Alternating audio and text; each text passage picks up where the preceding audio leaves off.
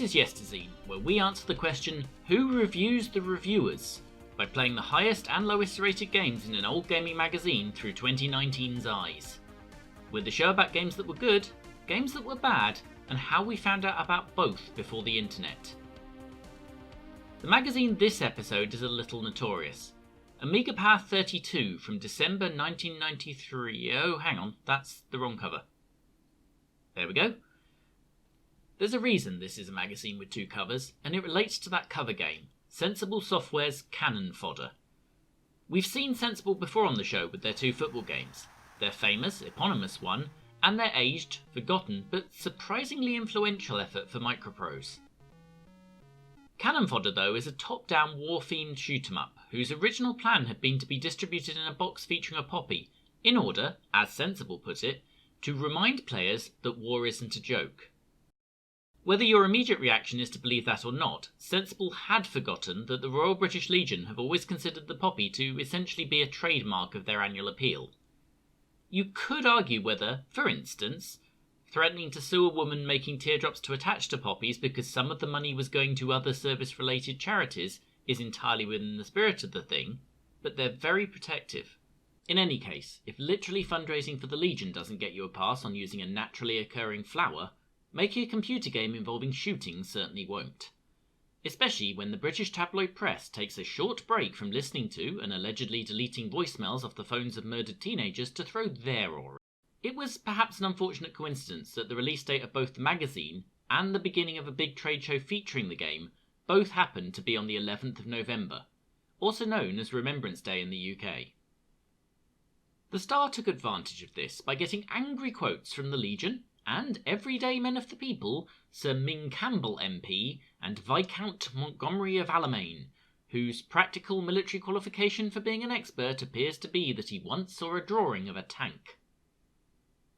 It might all have blown over at this point if, when the preview copies went out, acting editor Stuart Campbell hadn't used a section of the contents page where magazine staff put faintly humorous quotes in order to say, "Old soldiers, I wish them all dead," and hide the Legion's name in the credits section as conscientious objectors, which, to be fair in this case, is very literally true. The Daily Star fancied another go, once again roping in a British Legion spokesman to do a little light blaspheming. Future Publishing's director issued a grovelling apology on behalf of the team, and worse, threw together that replacement cover using a screenshot of the game, which any designer will tell you is basically a war crime in itself.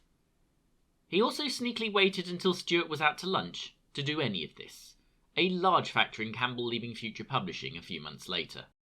The Legion unleashed the attack dogs, threatening legal action against not only Virgin, but the company who did their disc duplication, some company called Amiga that of course didn't exist, and anyone else who'd even heard of the game gave them an even more grovelling apology and a fat bribe.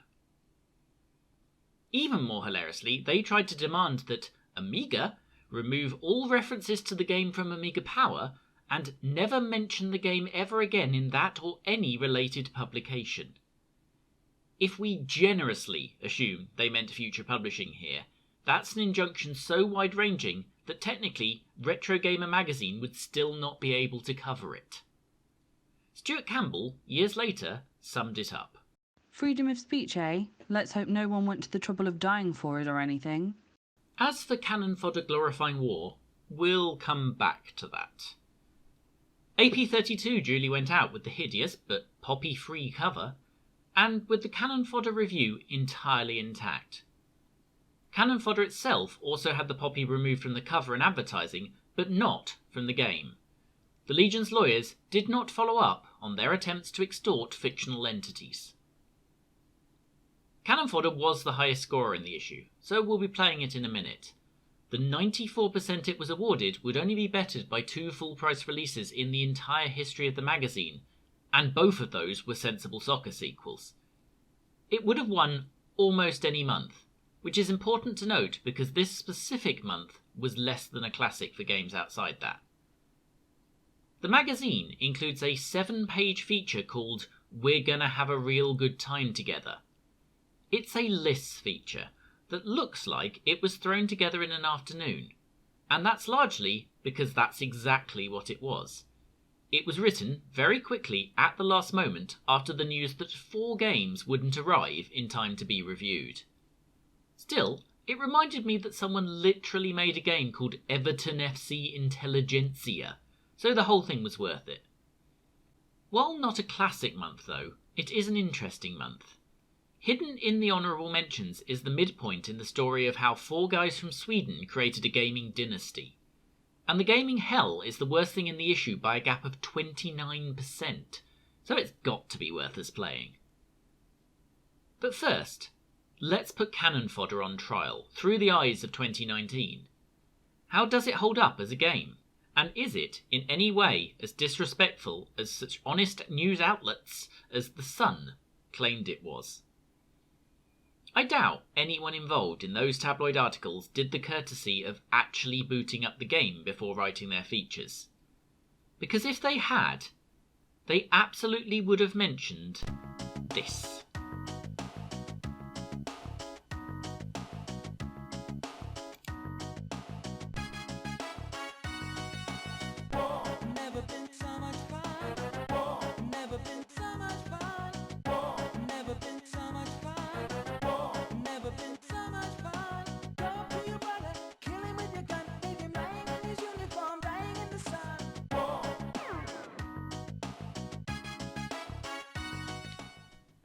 When Cannon Fodder was converted to console, those lyrics mysteriously disappeared, which I'm sure will come as no surprise. The only exception being the version for the Atari Jaguar. Console manufacturers are of course not entirely well versed in the subtleties of British irony, and I'd say it's reasonably obvious the intro is to be taken that way, especially given that accompanying photo shoot. Cannon Fodder's music was written by the late great Richard Joseph, who you all last heard being literally the only saving grace of Rise of the Robots. And his theme for the nearest thing Cannon Fodder has to a menu is one of my favourite Amiga tracks of all time.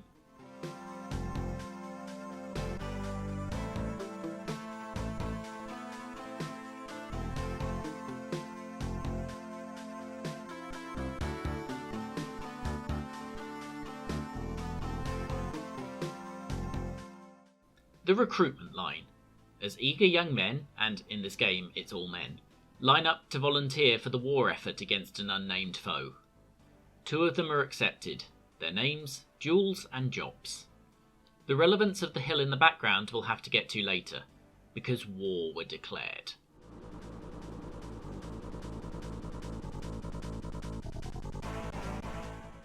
The basic control of Cannon Fodder is as simple as it gets. The left mouse button moves, the right mouse button shoots. In this, the first level, we just need to remove the 3 fairly well camouflaged enemies from existence. And that complete, we're rewarded with a return to base for tea and medals. Depending on performance, your recruits start to receive promotions.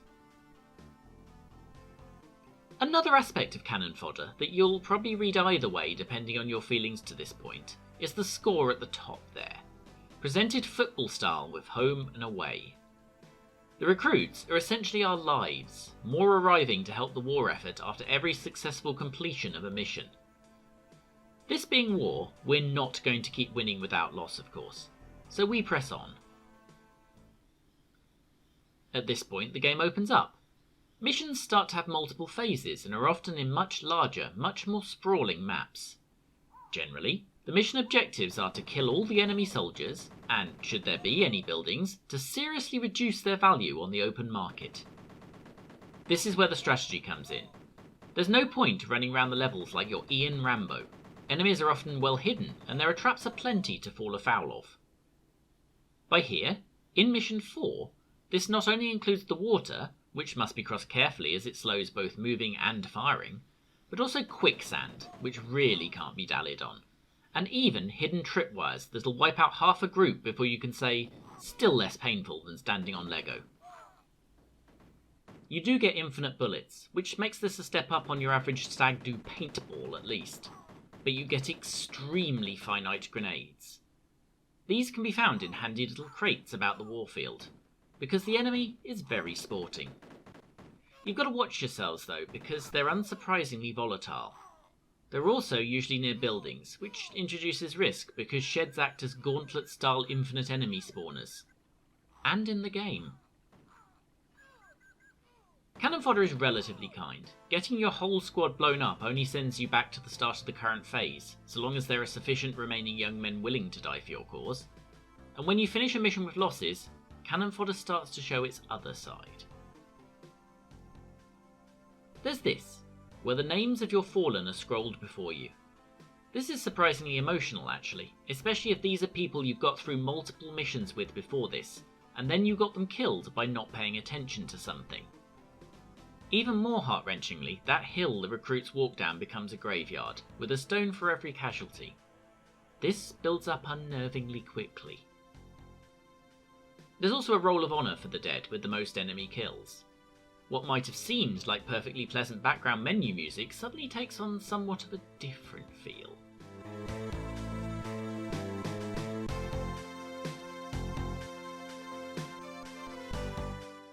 And suddenly the score system's point becomes obvious. Because I don't care that I've killed 150 of them, those bastards got jobs and there will be revenge.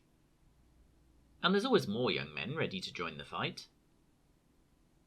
Feel for me here, by the way. I had to deliberately sacrifice people to get that footage of the traps just now. I might never recover. I'm sorry, Stu. I never meant it to happen like this. As a game, cannon fodder holds up. We've skipped over rockets and the ability to split your squad, both of which are helpful, but the basic gameplay is right there. Using the mouse is a really good way of being able to move and shoot in different directions. The lack of ability to do that, for me, is a huge problem with almost every other shooter remotely of its type, right up until the invention of the dual analog controller. You can argue there's a little lack of variety to the missions. You can argue it's sometimes a little unfair when the roof of a building falls on you with very little warning. But that's war. War is unfair. Cannon fodder's graphical style is basically timeless. It looks essentially perfect even today. The sparse sound design too, which may well have been a machine-based restriction, is absolutely perfect for the atmosphere they're trying to convey. Class tells, cannon fodder plays as well as it ever did, and is surprisingly low on frustration. It's an arcadey game on the surface, hiding a rich vein of strategy, where your moves have to be carefully considered, interspersed with periods where you'll be frantically running your men across open ground yelling, "Bollocks!" Whether it's successful in its bid to be a bit thoughtful about war is another question. I believe so. Hidden in here is quite a thoughtful satire in a way we could use a lot more of. I have my suspicions of the motivations of certain parties involved getting outraged about it too. Most of them love a good war, since it's basically job security for them after all. About cannon fodder specifically though, Stuart Campbell may have summed it up for AP2. It's the only game I can ever recall to treat its protagonists as anything other than cannon fodder. But I think we need one more expert opinion, so I put in a call to Lefarius, host of the Amiga podcast, and a man who has played more Amiga games than I've got Sexiest Man in Britain awards. And, after saying, "Why are you ringing me?" and "It's 3 AM, can't this wait?" he provided this input. I covered cannon fodder many moons ago over on the Amiga podcast, and I've got to say that it's a stark contrast to its reputation.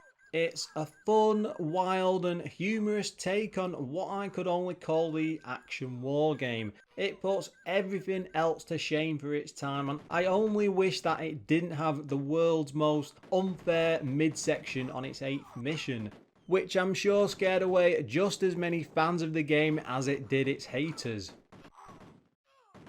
Beyond that, I think we'll leave the last word on cannon fodder to its own manual. And on a more serious note, don't try playing this at home, kids, because war is not a game. War, as cannon fodder demonstrates in its own quirky little way, is a senseless waste of human resources and lives. We hope that you never have to find that out the hard way. Whatever you think of its approach, cannon fodder should be played. It's a much different take on war, and something we've not seen an equivalent of, possibly thanks to the game-long Suicide Note that was its relatively recent sequel. There was an earlier follow-up too, which is really just a level pack of much harder missions, designed mostly by one Campbell, Stuart. That's probably worth your time if you ever finish the first game. It will thus never be worth my time. But play the first one. War has in fact never been so much fun.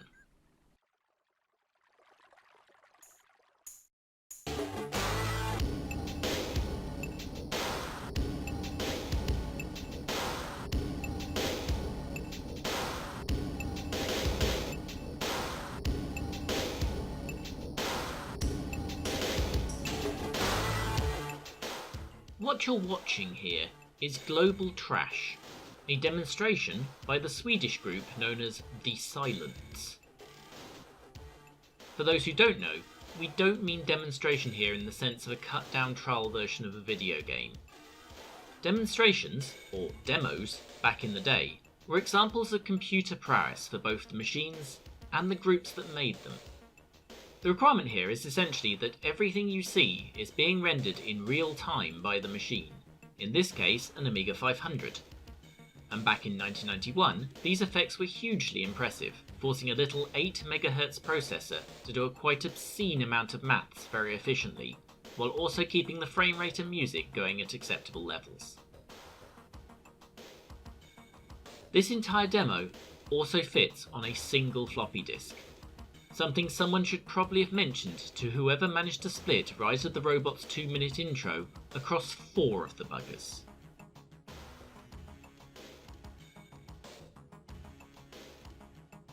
It was a hotly contested field, with annual scene parties and awards, of which The Silence absolutely won their fair share.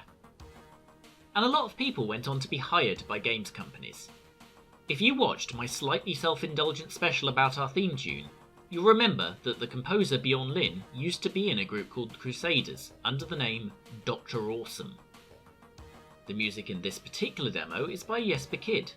You'll have heard his music if you played Borderlands, Forza, Assassin's Creed, or Hitman, just to name a small sample of his later work.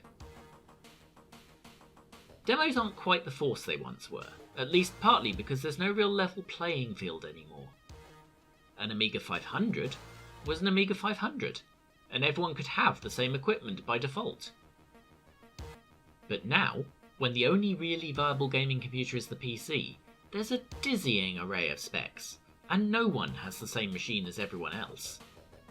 Do you code to get the best out of an i7-9900? An i5 7000? Or an i4 3000? For 4, 8, 16 or 32 GB of RAM? For a GeForce RTX 280, 1070 or 950? Do you even know which of those I made up? Consoles are no better. Most of them are pretty close shops in terms of development, and while some get hacked, the average bedroom coder does not have the ability to code a demo for a PlayStation 4 or Nintendo Switch. It's not completely dead though, because 2 groups of people are still producing what I would contend are demos with some regularity, even if that's not what they really call them now. The first is the graphics card makers.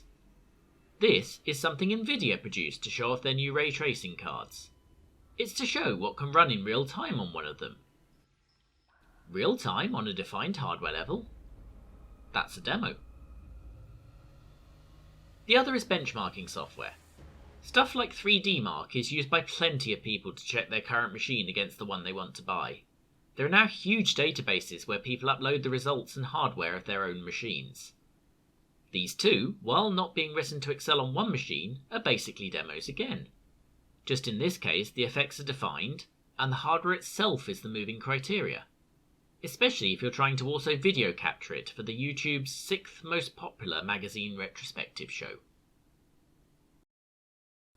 For 4 founders of The Silence, though, that demo career led to a new chapter. In 1992, they formed their own game development company, and possibly their greatest achievement was reviewed on A1200 and CD32 in this issue of Amiga Power, And it's this.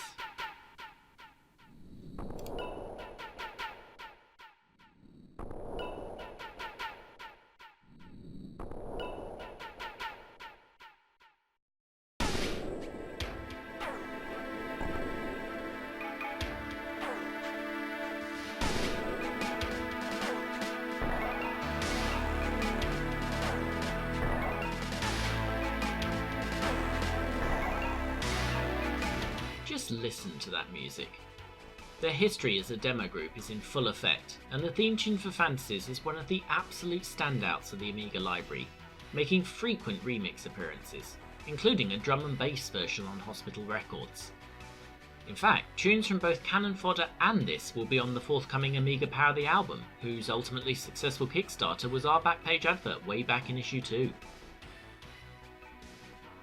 Pinball Fantasies was the middle and best of a trilogy of pinball games Digital Illusions wrote in the mid-90s, following Dreams and itself being followed by Illusions, and to my mind remains the single greatest pinball game of all time. Although mostly that's because of the possibly literal weeks of my life I've lost to its best table, Partyland. You see, while it's unquestionable that Pinball Fantasies is the greatest pinball game of all time, that's almost entirely the doing of its signature table. Partyland is a masterpiece. There's so much to find here. Even the skill shot from the spring has two options. The loop does different things depending on which way around you go. There's snacks. There's even a fruit machine. It's a table with so much to do without being too crowded, and it justifies the game on its very own. There are, however, another 3 tables, the best of which is Billion Dollar Game Show.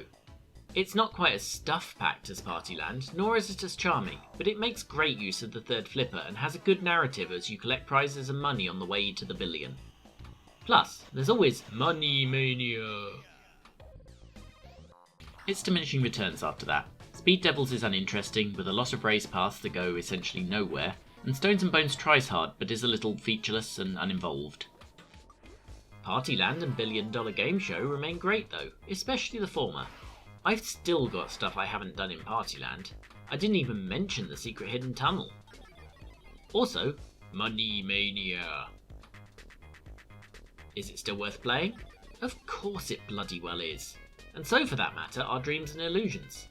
But it's not 3 minutes since I called it the best pinball game of all time, and there was no chance anything happening here was going to change my mind. You see, this isn't one of those Yesterzine segments like Quake where I've not played the game in 20 years, or like Nights where I'd basically not played it at all. I know Pinball Fantasies is the game I remember it being, because I've probably played it at least once a month since its release 26 years ago. I've played it on Amiga, on PC, on PlayStation, and even on iOS where, thanks to what happened to Digital Illusions over that time, the developers are once again credited as The Silence. Because even if you've understood nothing in this segment so far, if you play video games, you probably know Digital Illusions. In the late 1990s and early 2000s, you might at some point have played Motorhead, Rally Sport Challenge, or Midtown Madness for instance. If you don't remember those, then let's go to 2000, where Digital Illusions picked up a studio called Refraction Games, and with it a little title they had under development by the name of Battlefield 1942. It was a smash hit, as were several of its sequels, known in order as 2, 2142, 1943, 3, 4, 1, and 5. Between 2004 and 2006, Digital Illusions CE, now known simply as DICE, became part of EA, and have also been responsible for the Mirror's Edge and Star Wars Battlefront series. They employ 640 people, and also wrote the Frostbite game engine, on which runs most of EA's output, including FIFA and Need for Speed, as well as the latest Mass Effect. Not bad going for 4 Swedish blokes titting about making the Amiga display flashy rotating cubes.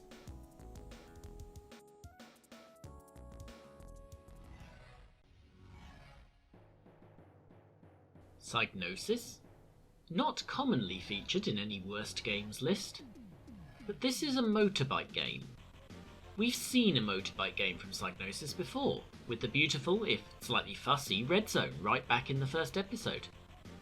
And yet, by nearly 30% on the review score, Prime Mover really is the gaming hell from this issue, a full 18 months after Red Zone was released. And loading it up is certainly our first clue. Where's the 3D world? Where's our large chunky polygons? Where's our roundish wheels? Where's our fictional but realistic circuit designs? There's no bones about it. Prime Mover looks like it's at least 5 years older than it actually is. Instead of competing even with its sister title, or the sparser but beautifully presented No Second Prize, both of which are older than it, it's basically a riff on Super Hang-On, a 6-year-old Sega arcade game which already had a perfectly competent Amiga port. None of which matters if this is good. It was $25.99 on release, of course, at a time where they were all but giving away copies of Hang-On at the bottom of boxes of cornflakes, but we're not paying for either of them. Plus, in 2019, if an arcade game entertains us for an hour, like say our old friend Speed Racer, then it can be worth it.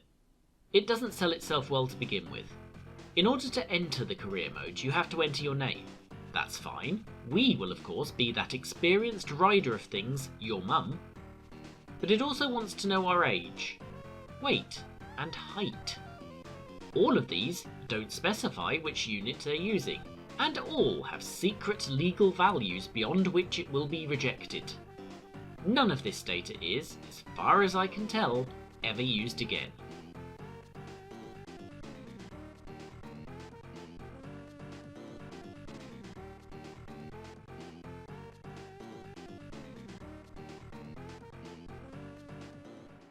And so we enter the first race, to find everyone else on the grid waiting for us.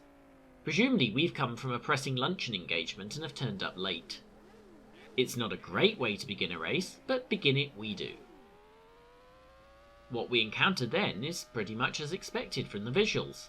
This is a bog standard physics-less arcade racer where how tight you turn is entirely dictated by your speed, and you just have to get round the track. Usually in these games the scenery is death, but here you just bounce and it slows you down a little. This might as well be a car game with bike sprites in that respect. In some tracks, a lack of scenery even allows you to run at very nearly full speed round the outside of the entire corner, almost certainly faster than the game would let you do it the traditional way. The speed that scenery bounce costs you reveals another old school game irritant.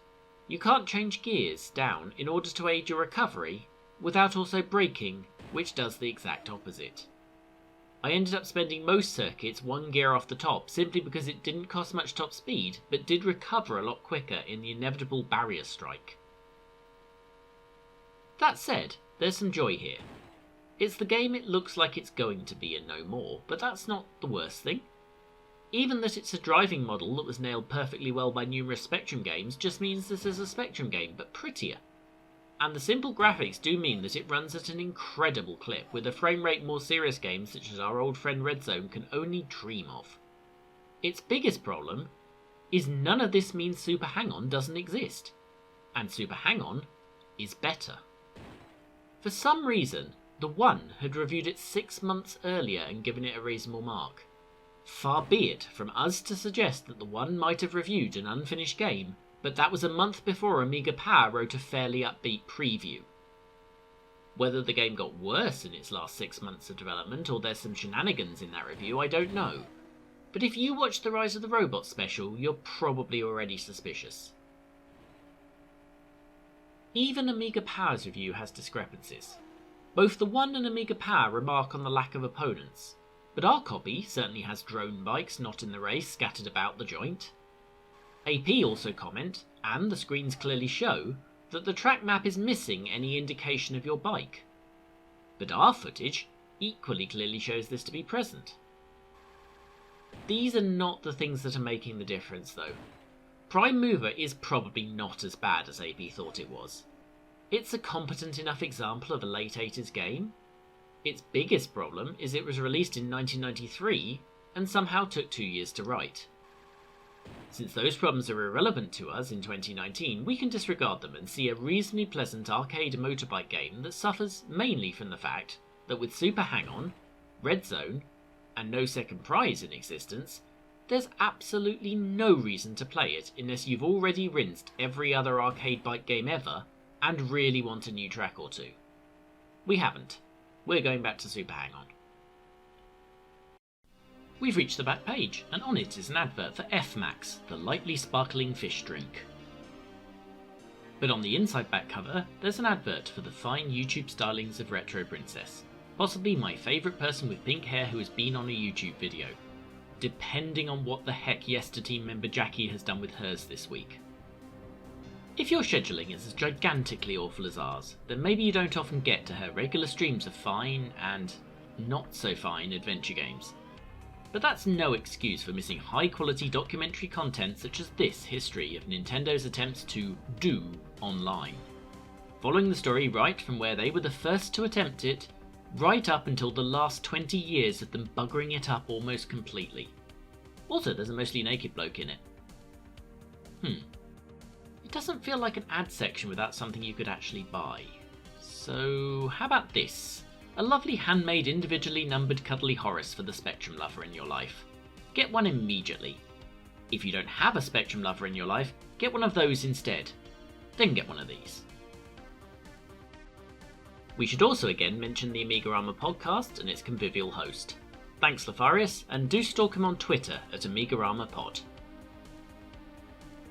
And that about covers it. To avoid missing an episode like some kind of chump, clicking subscribe will add it to your list. To actually convince YouTube you want to know about it, click the bell to be notified of new episodes before all your friends have seen them and used up all the humour. If this is how you discovered the show, you're in luck. There's 6 more episodes to be watched, as well as an equal number of specials. If you want more Amiga Power, then let me recommend the Rise of the Robots episode to see how they treat a game they genuinely hate. There's a convenient link straight after the credits to help you. If you have a side on Cannon Fodder or just want to nominate a time that war was a larger amount of fun, then the contact details are up there.